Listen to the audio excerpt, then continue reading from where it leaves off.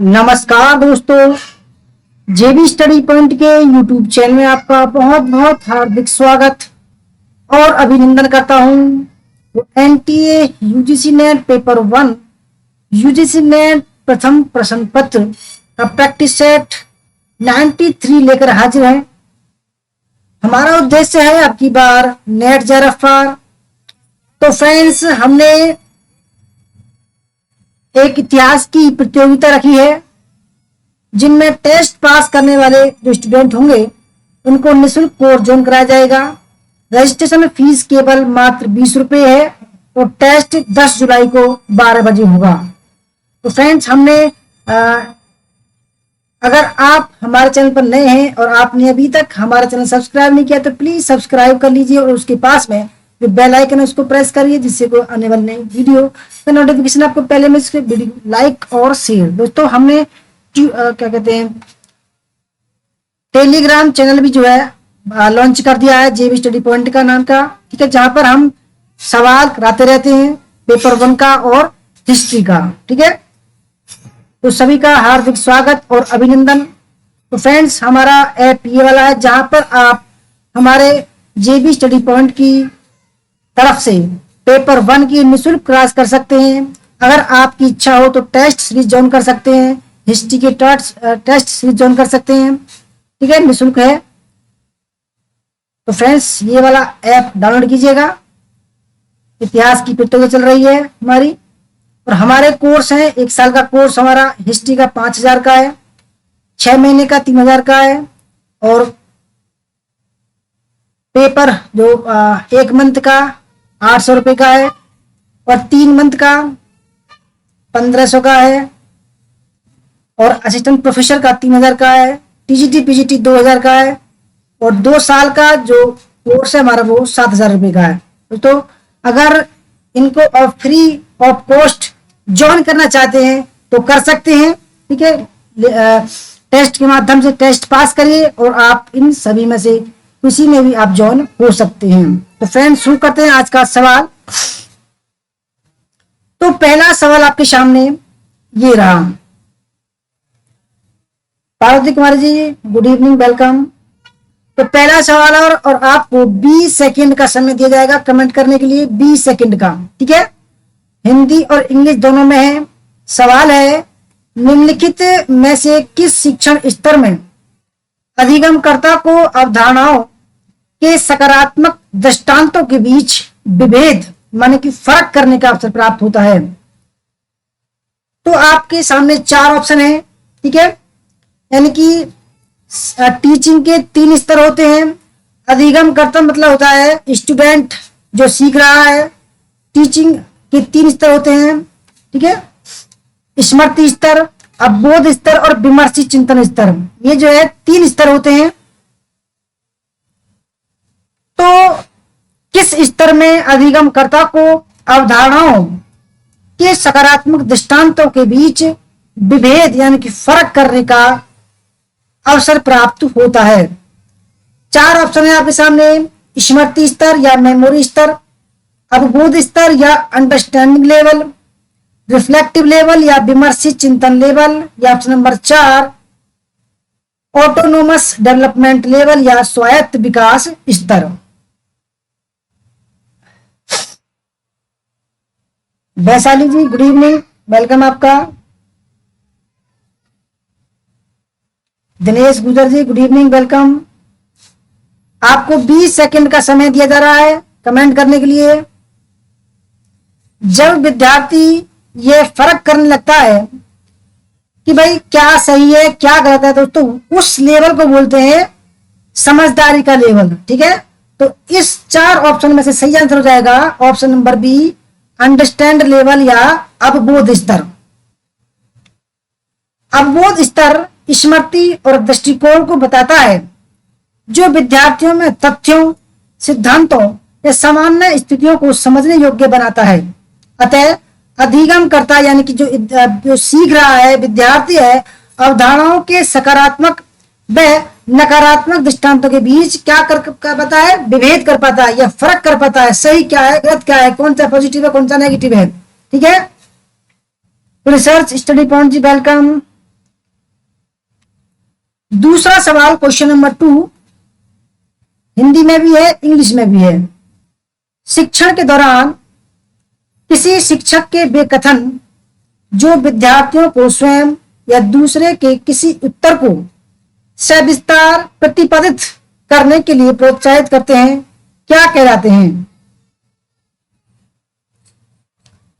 तो आपके सामने 4 ऑप्शन है, क्वेश्चन नंबर 2 है और सभी सवाल में आपको 20 सेकंड का समय कमेंट करने के लिए दिया जाएगा।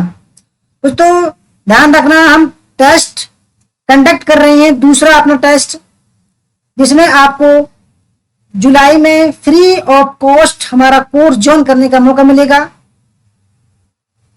तो 4 ऑप्शन है इसमें, संरचना या स्ट्रक्चर, अनुदेशनात्मक विविधता या इंस्ट्रक्शनल वेराइटीज, तीसरा अधिगम प्रक्रिया में संलिप्तता और चौथा है विशेष परीक्षा या प्रोबिंग।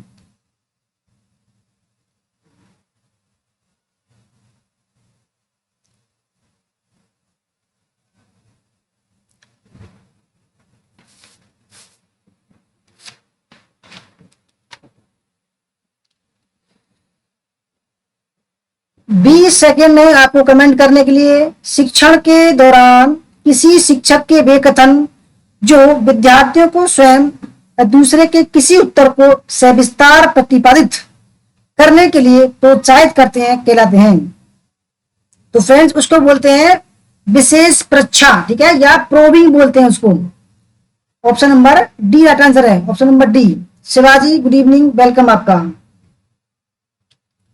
शिक्षण के दौरान किसी शिक्षक के वे कथन जो विद्यार्थियों को स्वयं या दूसरे के किसी स्तर और उत्तर को सविस्तार प्रतिपादित करने के लिए प्रोत्साहित करते हैं, सहयोगी व्यवहार के अंतर्गत आता है, जिसे विशेष परीक्षा द्वारा वर्णित किया जाता है। क्वेश्चन नंबर 3, क्वेश्चन नंबर 3 है, कुछ बड़ा सवाल है ये वाला, इसमें 30 सेकंड मिलेंगे आपको। सवाल है, एक प्रभावी शिक्षक, एक इफेक्टिव टीचर बनने की क्षमता के संदर्भ में निम्नलिखित में से किसे अभिवृत्ति और धारणाओं के बजाय व्यवहारगत कहा जाएगा? सवाल को समझिएगा, आपको 30 सेकंड है कमेंट करने के लिए। इसमें पहला है नियंत्रण बिंदु, संप्रेषणीयता, प्रबंधन और निगरानी, शिक्षक का उत्साह है, और 5वां है मूल्यांकन और फीडबैक मुहैया कराना। तो आपको बताना है कौन सा कथन सही है। आपके सामने 4 ऑप्शन दे रखे हैं।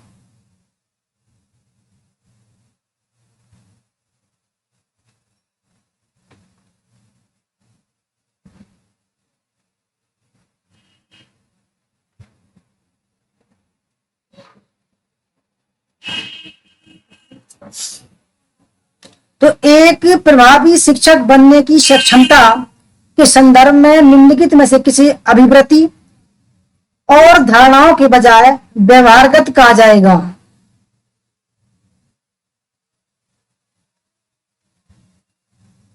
अभिवृत्ति, एटीट्यूड, और धारणा का मतलब होता है बिलीव्स। व्यवहारगत, बिहेवियरल।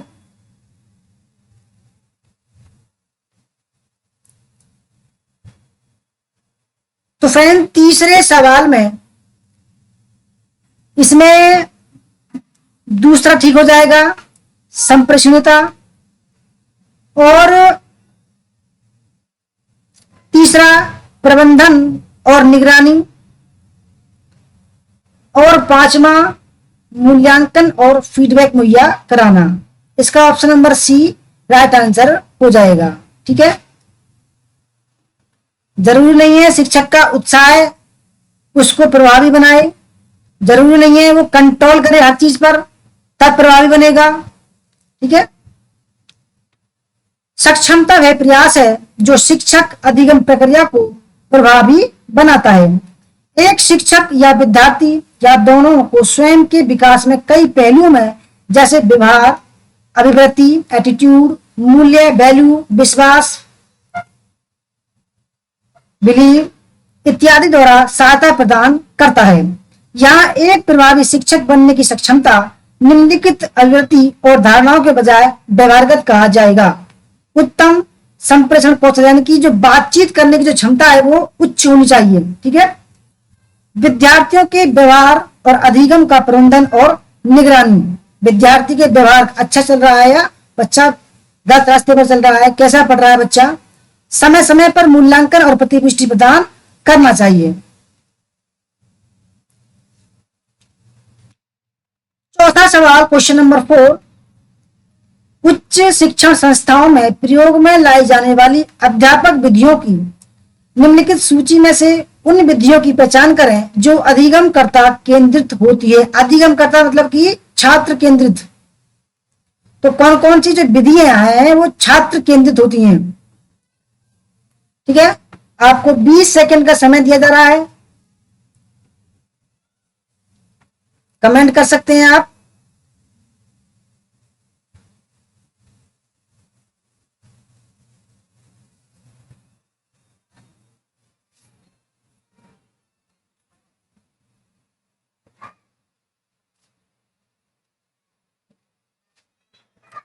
तो पहला कथन है परियोजना कार्य, दूसरा चॉक एंड टॉक, तीसरा दृश्य श्रव्य माध्यम के साथ व्याख्यान देना, चौथा है कंप्यूटर की सहायता से शिक्षण, पांचवा अनुरूपण और भूमिका निर्वहन।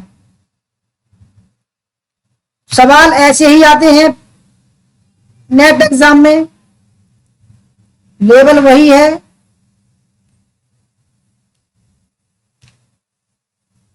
मजुद्दीन जी, अर्चना तिवारी जी, सबका वेलकम है।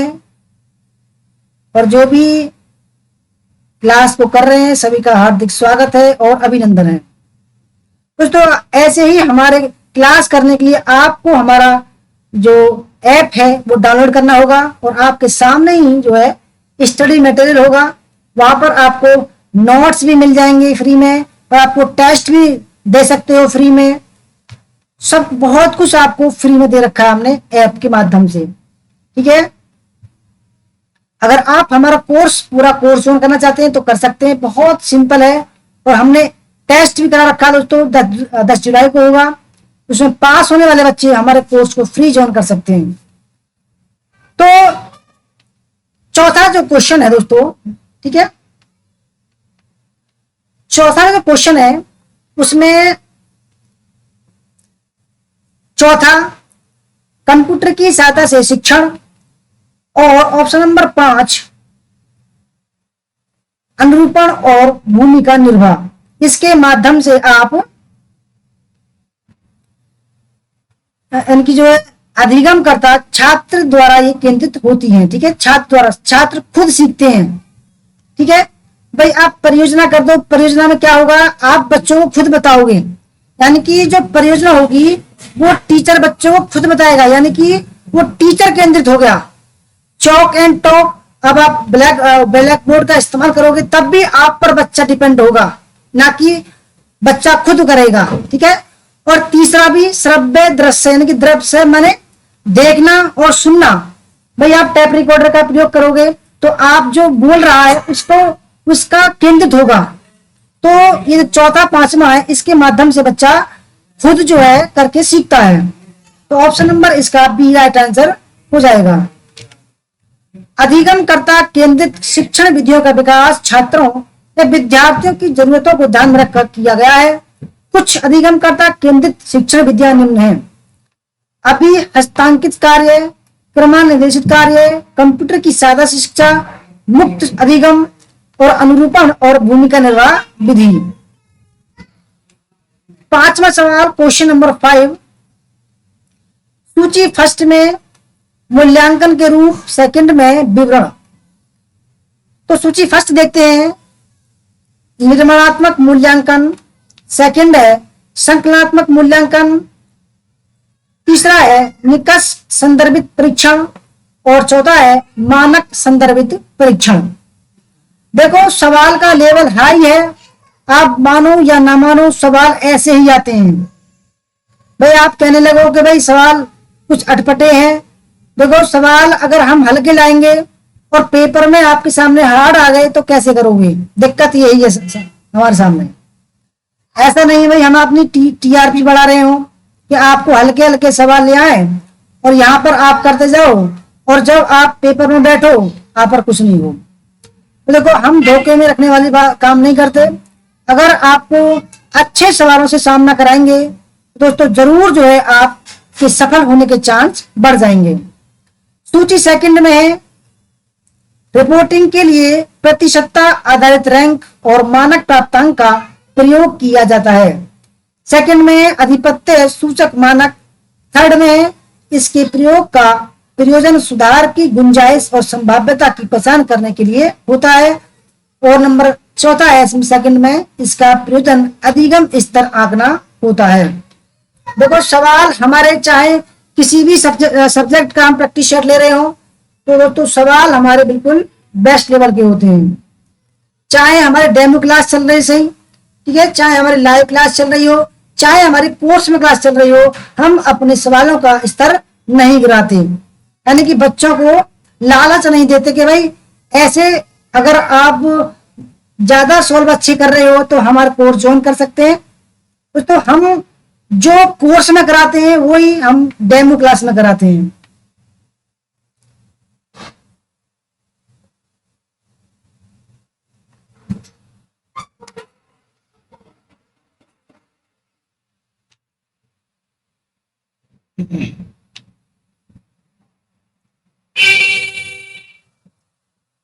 तो फ्रेंड्स सूची फर्स्ट में देखते हैं।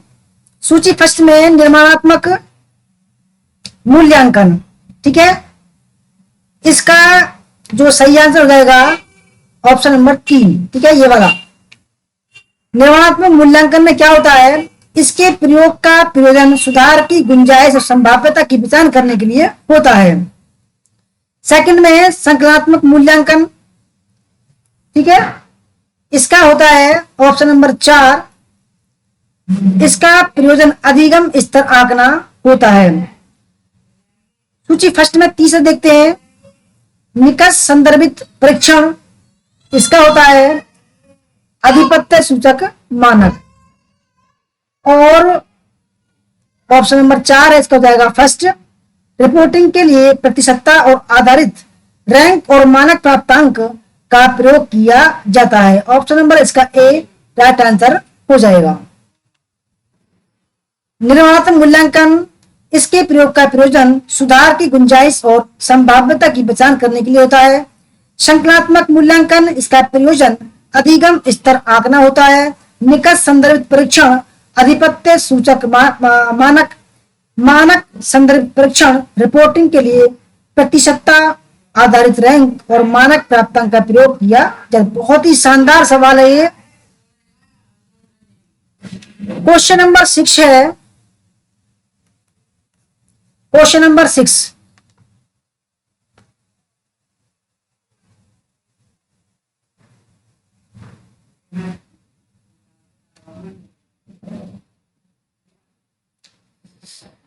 शिक्षण के टीएल मॉडल का अर्थ है। टीएल टीएल मॉडल क्या है? टीएल मॉडल आपके सामने 4 ऑप्शन है और आपको 20 सेकंड का समय कमेंट करने के लिए दिया जा रहा है, ठीक है दोस्तों। देखो सवालों से डरिए मत, बिल्कुल भी डटकर सामना कीजिए, अपने आप को परखिए। अगर आप ये सोचोगे भाई एग्जाम की डेट अभी है नहीं और सवाल ऐसे हैं कि हम पर हल नहीं हो रहे हैं, तो आप बिल्कुल भी मत घबराइए। तो अगर आप पर कमेंट नहीं बन रहा है तो आप नोट्स बना सकते हो, ठीक है, आप अपने आने वाले एग्जाम की तैयारी कर सकते हो। तो पहला ऑप्शन है इसमें शिक्षण और अधिगम निराश्रित कार्य है। दूसरा शिक्षण और अधिगम अभिन्न रूप से संबंधित है। तीसरा शिक्षण का लक्ष्य अधिगम है और चौथा शिक्षण अधिगम का कारण है।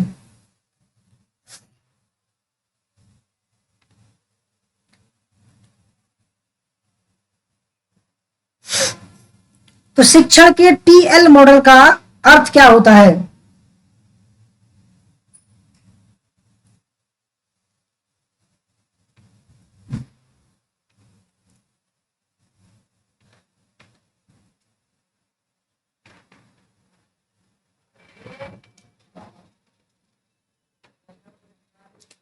तो फ्रेंड्स, शिक्षण के टीएल मॉडल का अर्थ है शिक्षण और अधिगम अभिन्न रूप से संबंधित है। ठीक है, option number B right answer है।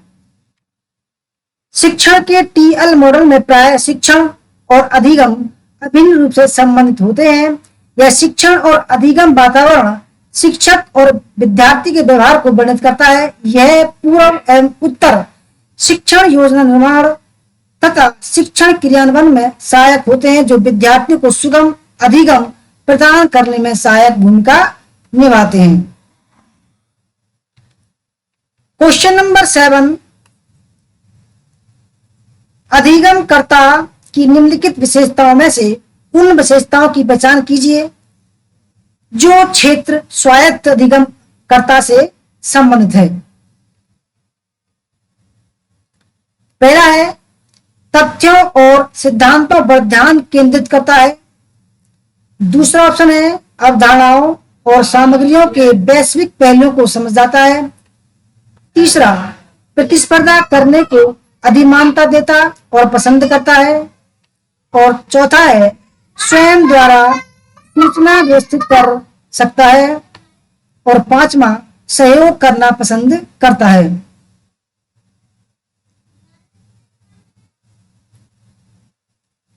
दोस्तों, सारे ही सवाल अच्छे होंगे, ठीक है, बढ़िया लेवल के होंगे।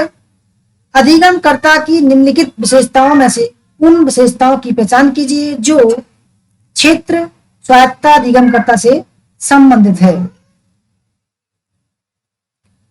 दोस्तों, हमारा जो उद्देश्य है आपकी बार नेट जरा पार है और हम नित्य नए नए प्रयोग करते रहते हैं और स्टूडेंट के लिए, ठीक है, चाहे वो ऐप की बात हो। ऐप में हमने बहुत सारे क्लास लगा रखी हैं, बहुत सारे नोट्स लगा रखे हैं बिल्कुल फ्री ऑफ कॉस्ट में, और आपको फ्री में टेस्ट सीरीज भी ज्वाइन कर सकते हो आप। ठीक है, बहुत सारे हमने टेस्ट लगा रखे हैं, तो आप हमारे ऐप को डाउनलोड कीजिएगा और आपके मतलब के देखो, आपके मतलब के बहुत सारे कार्य हमने बिल्कुल फ्री ऑफ कॉस्ट कर रखे हैं। और देखो, हमने जून में एक टेस्ट कराया था जिसमें 10 बच्चों ने 5 बच्चों ने फ्री ऑफ कॉस्ट ज्वाइन किया था, 5 ने 50% का डिस्काउंट लेकर ज्वाइन किया था। अब की बार हमने टेस्ट जो करा रहे हैं उसका शुल्क है 20 रुपए और आपको 10 बच्चे निःशुल्क कोर्स ज्वाइन करेंगे, यानी कि 30 बच्चे हमें लेने हैं। ठीक है, तो क्वेश्चन नंबर 7 जो है उसमें पहला ठीक है, तथ्यों और सिद्धांतों पर ध्यान केंद्रित करता है बच्चा। और ऑप्शन नंबर सी, प्रतिस्पर्धा करने को अधिमानता देता और पसंद करता है। और ऑप्शन नंबर डी, स्वयं द्वारा सूचना व्यवस्थित कर सकता है। ऑप्शन नंबर इसका सी राइट आंसर है। क्षेत्र स्वायत्ता अधिगमकर्ता स्वतंत्र रूप से रहने पर जोर देता है और शिक्षकों तथा दूसरे अध्यापकों पर कम निर्भर रहते हैं। ये आसपास के क्षेत्र से अलग तथा स्वसंचित परिस्थिति में काम करना पसंद करते हैं। ये आपसी स्पर्धा के लिए तथ्यों तथा सिद्धांत आधारित ज्ञान पर निर्भर रहते हैं। क्वेश्चन नंबर 8 है, नीचे दी गई सूची में से किसी प्रभावी शिक्षक की शैली संबंधित प्रवृत्तियां कौन सी मानी जाती हैं? तो पहला ऑप्शन आपके सामने है व्यवस्थित व्यवहार, जिसका अर्थ है क्रमानुसार, स्पष्ट और निर्माणाधीन होना। दूसरा, साक्षरता, जिसका अर्थ है सामान्य तथा वाचन और लेखन में कुशलता। तीसरा, आत्म सामर्थ्य, जिसका तात्पर्य है किसी व्यक्ति की किसी कार्य को निष्पादित करने की आत्म प्रत्यक्षीकृत क्षमता। चौथा ऑप्शन है नम्यता, जिसका अर्थ है संवेदनशील और मृदु होना। और पांचवा ऑप्शन है मूल्यांकन और फीडबैक प्रदान करना। सवाल को अच्छे तरीके से समझिएगा। किसी प्रभावी शिक्षक की शैली संबंधित प्रवृत्तियां कौन कौन सी मानी जाती हैं? ठीक है, किसी प्रभावी शिक्षक की शैली संबंधित प्रवृत्तियां कौन सी मानी जाती हैं?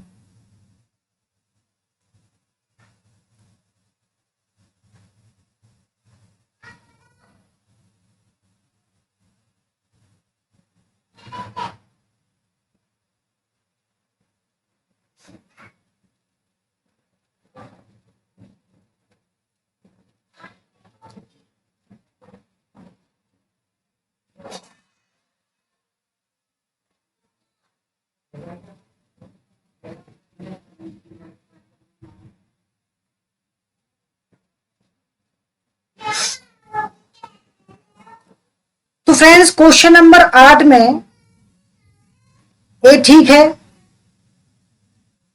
और ऑप्शन नंबर डी ठीक है, यानी कि व्यवस्थित व्यवहार जिसका अर्थ है क्रमानुसार स्पष्ट और नियंत्रणाधीन होना, और ऑप्शन नंबर जो डी है नम्यता जिसका अर्थ है संवेदनशील और मृदु होना। ये जो है प्रभावी शिक्षक की शैली संबंधी प्रवणताएं होती हैं। Option number A.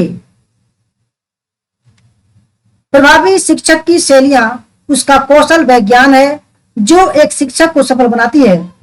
अधिगम को प्रभावी तथा विद्यार्थियों के समझ के अनुरूप बनाने के लिए शिक्षक को शैली के सभी पहलुओं की जानकारी होना अनिवार्य है। शिक्षक का व्यक्तित्व भी अधिगमकर्ता को प्रभावित करने में सहायक है। प्रभावी शिक्षक की शैलियां संबंधित प्रवणता निम्न है। व्यवस्थित व्यवहार जिसका अर्थ है क्रमानुसार स्पष्ट और नियंत्रणहीन होना। नम्यता जिसका अर्थ है संवेदनशील और मृदु होना। क्वेश्चन नंबर 9 है सूची फर्स्ट में मापनी के प्रकार और सेकंड में उनकी विशेषताएं। तो सूची फर्स्ट में है नामिक, क्रमिक, अंतराल और अनुपात रेशियो। सेकंड में है सूची में वर्गीकरण और क्रम, वर्गीकरण, क्रम और समान इकाइयां, वर्गीकरण, क्रम, समान इकाइयां और निरपेक्ष शून्य, और ऑप्शन नंबर 4 है केवल वर्गीकरण। अगर दोस्तों आपको ऐसे ऐसे सवाल चाहिए तो हमारे ऐप को डाउनलोड कीजिएगा जेबी स्टडी पॉइंट को, और आपको बहुत सारी क्लास मिल जाएंगी। अगर आपको इनकी पीडीएफ भी पढ़नी है और क्लास भी करनी है और टेस्ट सीरीज भी ज्वाइन करनी है तो बहुत मामूली शुल्क है। केवल 500 रुपए का 1 महीने का शुल्क है। आपको टेस्ट भी मिलेंगे, पीडीएफ भी मिलेंगी और ऐसी क्लास भी, प्रैक्टिस सेट भी, मॉक टेस्ट भी मिलेंगे। दोस्तों बहुत मामूली शुल्क है हमारा, बच्चों को ध्यान में रखते हुए हमने शुल्क रखा है।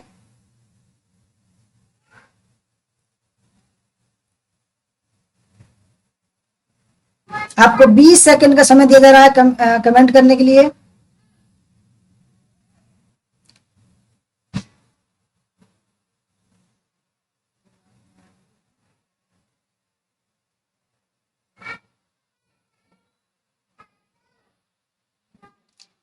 तो फ्रेंड्स 9वें सवाल में सूची फर्स्ट में है नामिक, ठीक है, ये संबंधित है ऑप्शन नंबर डी से केवल वर्गीकरण काम आता है, ठीक है। और क्रमिक इसका संबंध ऑप्शन फर्स्ट से वर्गीकरण और क्रम। अंतराल इसका संबंध ऑप्शन नंबर बी से वर्गीकरण, क्रम और समान इकाइयां, और अनुपात का संबंध है वर्गीकरण, क्रम, समान इकाइयां और निरपेक्ष शून्य। ऑप्शन नंबर डी इसका राइट आंसर है। मापनी केवल वर्गीकरण, क्रमिक वर्गीकरण और क्रम, अंतराल वर्गीकरण, क्रम, समान इकाइयां और अनुपात वर्गीकरण, क्रम, समान इकाइयां और निरपेक्ष शून्य। और क्वेश्चन नंबर हमारा 10 है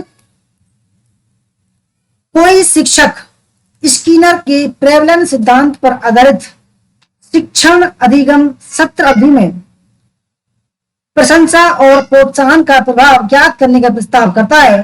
यह किस प्रकार के अनुसंधान से संबंधित होगा?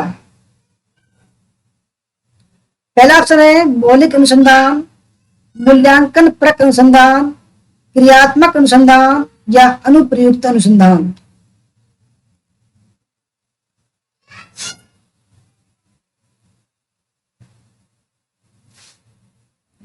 तो फ्रेंड्स अगर आपको हमारे सवालों का लेवल अच्छा लग रहा हो तो प्लीज लाइक कर दीजिएगा और अपने दोस्तों को शेयर कर दीजिएगा। और आपको ऐसी क्लास चाहिए तो फ्रेंड्स हमारे ऐप को डाउनलोड कीजिएगा जो हमने डिस्क्रिप्शन में दे रखा है, और आप जहां कमेंट कर रहे हैं वहां भी हमने लिंक दे रखा है। तो फ्रेंड्स बहुत ही देखो हमने केवल बच्चों के भले के लिए ही काम करना शुरू किया है, ठीक है। और हमारा अगर कोर्स भी है तो फ्रेंड्स उसका भी जो प्राइस है वो मामूली शुल्क है, ठीक है। तो कोई शिक्षक स्किनर के प्रेवलन सिद्धांत पर आधारित शिक्षण अधिगम सत्र में प्रशंसा और प्रोत्साहन का प्रभाव ज्ञात करने का प्रस्ताव करता है। तो फ्रेंड्स ये है अनुप्रयुक्त या एप्लाइड रिसर्च, जिसका जो संबंध होता है वो समाज में जो दिक्कत आ रही है, प्रॉब्लम आ रही है, उनको दूर करना होता है। यदि कोई शिक्षक स्किनर के प्रेरण सिद्धांत पर आधारित शिक्षण अधिगम सत्र अवधि में प्रशंसा और प्रोत्साहन का प्रभाव ज्ञात करने का प्रस्ताव करता है तो यह अनुप्रयुक्त अनुसंधान से संबंधित होगा। अनुप्रयुक्त शोध का प्रयोग समाज द्वारा सामना की जा रही विशेष व्यवहारिक समस्याओं के समाधान के लिए किया जाता है। इसका प्रयोग नीति निर्माण, प्रशासन और घटनाओं के अवबोध में किया जाता है। तो फ्रेंड्स, ये थी हमारी आज की क्लास। आपको कैसी लगी? अगर आपको दोस्तों free of cost test series join करनी है, या आपको क्लास करनी है, या आपको नोट्स लेने हैं, तो फ्रेंड्स हमारा जेबी स्टडी पॉइंट का ऐप आप डाउनलोड कर सकते हैं। या आपको हमारा कोर्स ज्वाइन करना है तब भी आप हमारा कोर्स ज्वाइन कीजिए, ठीक है। तो फ्रेंड्स, अगर आपको हमारा टेलीग्राम चैनल ज्वाइन करना है तो कर सकते हैं, जेबी स्टडी पॉइंट सर्च करना तो आपको मिल जाएगा। तो फ्रेंड्स, ये था हमारे आज का क्लास। आपको कैसा लगा और आप कितने आपके सही हुए कमेंट करके बताइएगा, ठीक है। तो फ्रेंड्स, क्लास करने के लिए धन्यवाद। जय हिंद, जय भारत, वंदे मातरम आपका, ठीक है। मिलते हैं अगली वीडियो में, तब तक के लिए टाटा बाय बाय। जय हिंद, जय भारत, वंदे मातरम।